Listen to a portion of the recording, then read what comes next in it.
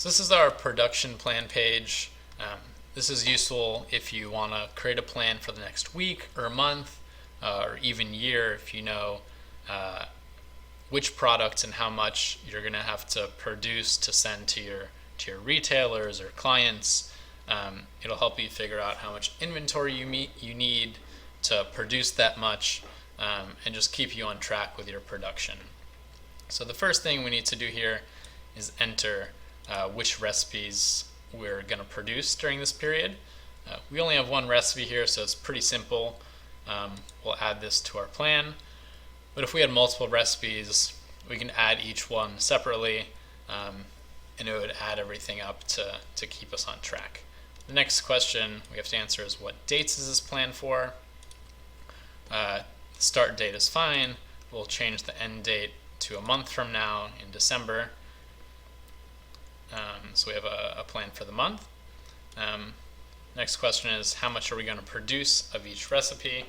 We just have the one recipe. As we see, one batch is equal to 500 units. Say we need to make 5 batches over the next month. That's 2,500 units. We can also enter that in individual units or cases or pallets, and it'll do the conversion as long as we've set those up. And the last piece here is the ingredient requirements for this production plan. Since we put in our recipe already, we know how much 2,500 units will require of each ingredient. We can also enter a margin of safety if, say, we want to be a little bit safe and have more ingredients on hand just in case.